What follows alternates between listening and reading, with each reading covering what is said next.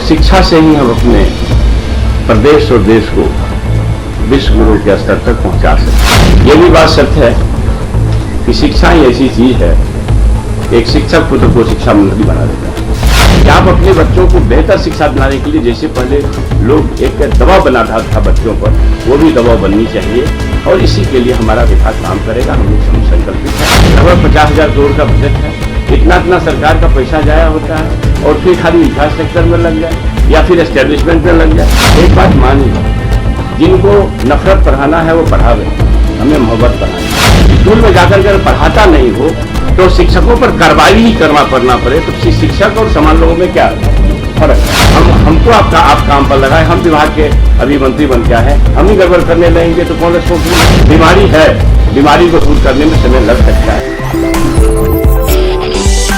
नमस्कार, आप देख रहे हैं दी कंटाप और मैं हूं आपके साथ जानिसार खान। बिहार में नीतीश सरकार के कैबिनेट का विस्तार हो चुका है और तमाम विधायकों को मंत्री पद की जिम्मेदारी दी जा चुकी है। उसके बाद मंत्रालय मिलने के बाद मंत्री अपने अपने विभाग के अधिकारियों के साथ बैठक कर रहे हैं और मीडिया में आकर अपना बयान भी दे रहे हैं। वहीं आपको बता दें कि बिहार में शिक्षा मंत्रालय का जिम्मा मधेपुरा से आरजेडी विधायक प्रोफेसर चंद्रशेखर को दिया गया है, जो काफ़ी एक्शन के मूड में नज़र आ रहे हैं और मीडिया से उन्होंने बात भी की है। उन्होंने मीडिया से बात करते हुए बिहार के शिक्षा व्यवस्था को चिंताजनक बताया है और कहा है कि हम लोग इस पर काम करेंगे। आगे वो यह भी कहते हैं कि हमें शिक्षा व्यवस्था में सुधार करने के लिए जो भी करना होगा हम करने के लिए तैयार हैं। उन्होंने अरविंद केजरीवाल के शिक्षा मॉडल पर भी बात की है। उन्होंने कहा कि हम दिल्ली भी जाएंगे और देखेंगे कि वहाँ का शिक्षा व्यवस्था या शिक्षा मॉडल क्या है और हम अपने बिहार में भी उसे लागू करने की कोशिश करेंगे। क्या कुछ कह रहे हैं मीडिया से बात करते वक्त शिक्षा मंत्री, आप सुनिए। कि शिक्षा ही दुनिया को बदलने का सबसे ताकतवर हथियार है। शिक्षा ही विकास के रास्ते खोलते हैं, विकास के द्वार खोलते हैं और शिक्षा से ही हम अपने प्रदेश और देश को विश्व गुरु के स्तर तक पहुंचा सकते हैं। हमारा यह बिहार कई मामले में एक विलक्षण प्रतिभाओं का जगह रहा है। आपने शून्य का ज्ञान दिया दुनिया को, इसका गौरव है। आपने गणतंत्र का ज्ञान दिया दुनिया को, इसके लिए हमारी धरती गौरवशाली है। आपने प्रशासन का ज्ञान दिया, जो 16 महाजनपद जो था मौर्य काल में, जो आप पढ़े होंगे, हिस्ट्री के लोग भी पढ़े होंगे, तो प्रशासन भी दुनिया को आपने सिखाया। अहिंसा भी दुनिया को आपने ही दिया। नहीं तो हमारे भारतवर्ष में एक परंपरा थी जिसको मैसेकर बोलते हैं। तो मैसेकर महाबली प्रथा थी और जब बुद्ध जी आए तो अहिंसा हमारे धरती पर आया। यह भी बात सत्य है कि शिक्षा ही ऐसी चीज है, एक शिक्षक पुत्र को शिक्षा मंत्री बना देता है। मैं अपने बारे में, इसलिए आपके माध्यम से मैं अपने प्रदेशवासी से खास करके और देशवासी से ये अपील करता हूं, पेरेंट्स से, माननीय कुलपति महोदयों से, शिक्षक संगठनों से, प्राचार्य और प्रधानाध्यापकों से और शिक्षकों से कि आप वर्ग संचालित करें। इसके लिए आपको क्या कमी महसूस होती है वो सूचना दें विभाग को, क्योंकि बहुत ही भयावह स्थिति है। आप लोग भी देख रहे होंगे कि वर्ग संचालित नहीं होते हैं, खास करके प्राइमरी और हायर एजुकेशन में तो चिंताजनक स्थिति है। सेकेंडरी में तो कुछ ठीक भी है। तो कैसे हम लोग कर सकते हैं इन चीज़ों को और कैसे बेहतर से बेहतर कर सकते हैं? मैं आपके बीच में बताया कि शिक्षा से एक शिक्षक पुत्र शिक्षा मंत्री बन जाए।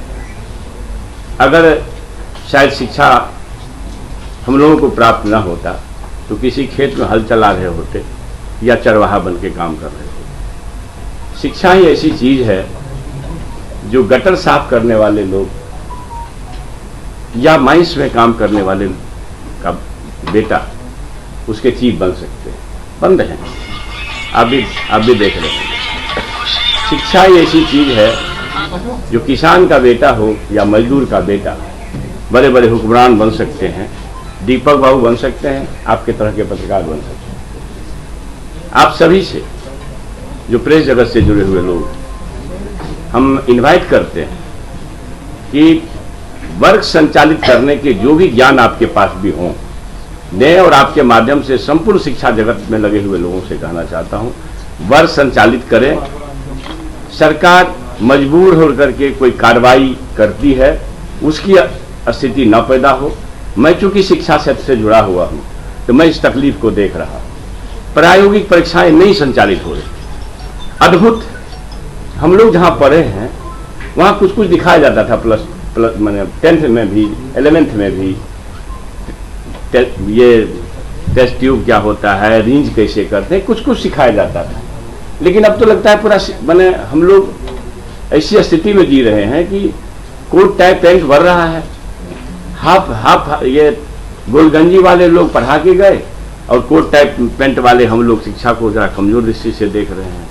तो ये एक मास अवेयरनेस का भी सवाल है। बल्कि मैं माता पिता से भी आपके माध्यम से कहना चाहता हूं, बिहार प्रदेश के पेरेंट्स से, कि आप अपने बच्चों को बेहतर शिक्षा दिलाने के लिए, जैसे पहले लोग एक दबाव बनाता था बच्चों पर, वो भी दबाव बननी चाहिए। और इसी के लिए हमारा विभाग काम करेगा। हम लोग संकल्पित हैं इन चीज़ों को आगे बढ़ाने के लिए। और मैं पहले तो अनुरोध विरोध आपके माध्यम से करता हूं, फिर शिक्षक संगठनों से, विश्वविद्यालय के लोगों से, फिर उस लेवल पर अलग अलग या समीक्षा करके देख लेंगे, प्रधानाचार्यों को बुलाएंगे और एक बार जरूर ये अपील आपके माध्यम से जाएगी। अगर हम आज भी लोग आए थे शिक्षक संगठन के कुछ लोग, हमने उनसे लोगों से कहा कि साहब आप क्लास लगवा दो, क्योंकि आप ही के भरोसे ये विभाग है।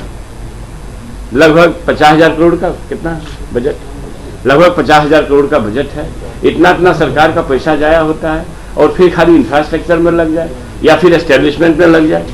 तो ये जिस उद्देश्य के लिए बनाया गया विभाग है या हमारा विभाग है, सरकार की जो चिंता है, इसको बेहतर शिक्षा, गुणवत्तापूर्ण शिक्षा कैसे हो, और इसके लिए हम लोगों को जहाँ से भी अनुभव शेयर करना पड़ेगा। मालूम हुआ हमारा सिमुलतला मॉडल है, मालूम हुआ अभी आप लोग देख रहे होंगे केजरीवाल जी का। तो हम अपने अधिकारियों के साथ ऐसे शिक्षण संस्थानों को भी विजिट करेंगे और ये अल्टीमेट ये है कि वर्ग संचालित हो और गुणवत्तापूर्ण शिक्षा हो।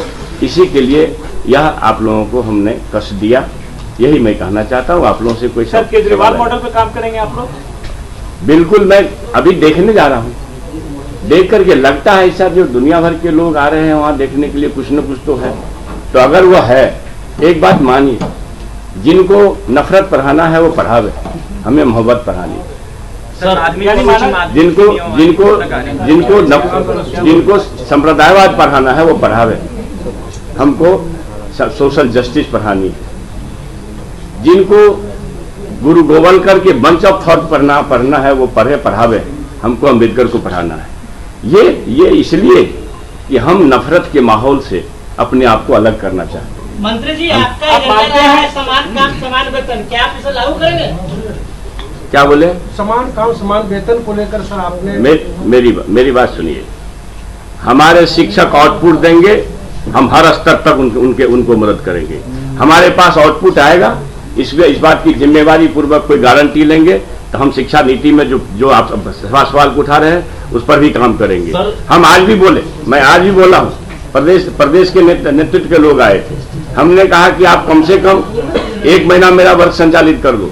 ये ऐसा रोना नहीं, 10 लाइसेंस के लिए अभी हम लोग भी समीक्षा बैठक में किया। हमने कहा कि भैया आप वर्ग संचालित करा दो, प्रायोगिक परीक्षाएं लगा दो, जो ही टीचर है कम से कम पढ़ा दे। तो स्कूल में जाकर के पढ़ाता नहीं हो तो शिक्षकों पर कार्रवाई ही करना पड़े, तो शिक्षक और समान लोगों में क्या फर्क है? मंत्री जी, एक आदमी बोलो, बहुत बड़ी समस्या है सर, सेशन देरी का बहुत बड़ी समस्या है। सबसे ज्यादा जो है सेशन जो चल रहा है, मैं आपको ये कह रहा हूँ कि हमारा जो मॉडल चल रहा है ये चिंताजनक है, ये चिंताजनक है। और इस स्थिति में हमारा एजुकेशन नीचे नहीं हो रहा है, उसको आगे बढ़ाना है, चाहे जहां से मॉडल लाना पड़े। सर सेशन लेट क्यों चल रहा है सर? अगर पटना यूनिवर्सिटी को छोड़ दिया जाए तो बिहार की सभी यूनिवर्सिटी की यही हाल है। 3 साल का बीए बच्चे 6 साल 5 साल में पूरा कर रहे हैं, उसको कैसे आप लोग समाप्त कीजिएगा? तो ये विषय है ना, आपका मतलब है कि ये सेशन संचालन का ना, सेशन संचालन का मामला है, उसको हम विभाग ने उस पर काम भी किया है, परीक्षाएं आयोजित की जा रही है, आप सबको मालूम है।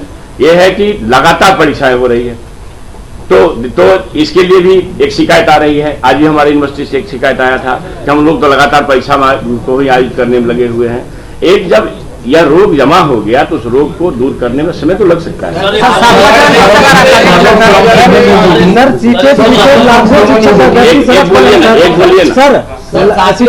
लाखों शिक्षक अभ्यर्थी सड़क पर हैं सर, उनके लिए क्या रणनीति है सर आपके पास? अभी भी स्ट्राइक पे हो लोग। सर बोला गया जुलाई के लास्ट में विज्ञापन आएगा। मेरी बात सुन लीजिएगा, हम लोग जो काम कर रहे हैं आपको सभी को पता है। स्वाधीनता दिवस पर माननीय मुख्यमंत्री जी का संबोधन देखा है, खाली पद नहीं रहेंगे। समय तो लग सकता है ना, समय तो लग सकता है ना। अब जल्द से जल्द करने का प्रयास करेंगे। 10 लाख लोगों को नौकरी देनी है और हमारे माननीय मुख्यमंत्री जी ने 10 लाख नौकरी को अब विलंब पूरा करने का स्वाधीनता दिवस पर आश्वासन दिया है। और आपको पता है कि हमारे माननीय मुख्यमंत्री जो बोलते हैं उसको करते हैं। ये बात आपने जो सवाल किया, हमको आप काम पर लगाए, हम विभाग के अभी मंत्री बन के आए हैं, हम ही गड़बड़ करने लगेंगे तो कौन रिस्पॉन्सिबल होगा? इसलिए आप प्रेस जगत के लोग हैं, आप चौथे स्तंभ हैं, आप ही गलत करेंगे तो कौन देखेगा? बीमारी है, बीमारी को दूर करने में समय लग सकता है, लेकिन निष्ठापूर्वक हमारे विभाग के लोग संकल्पित हैं और जो भाई इस काम को बेहतर ढंग से करेंगे, नौकरियां दी जाएंगी। हाँ, ये है कि कल परसों तरसों दी जाएंगी, यह तो सवाल करना शायद बेईमानी होगा। मैं जल्दी से जल्दी इस बात को कर। तो सुना आपने शिक्षा मंत्री को, वो साफ साफ कह रहे हैं कि हमें बच्चों को नफरत नहीं मोहब्बत पढ़ाना है और हम अपने शिक्षक से भी गुजारिश करें कि वो सही तरीके से क्लास लें। और वहाँ से मीडिया से बात करते हुए उन्होंने यह भी कहा कि जितने भी यूनिवर्सिटियों में सेशन लेट चल रहा है उस पर भी हम काम करेंगे। अब देखना होगा कि मंत्री जी जितनी मीठी मीठी बातें कर रहे हैं उसे कितना निभाते हैं, अब ये देखना होगा। और अगर अभी तक आप हमारे चैनल को सब्सक्राइब नहीं किए हैं तो चैनल को सब्सक्राइब करिए और फेसबुक पेज को फॉलो करिए।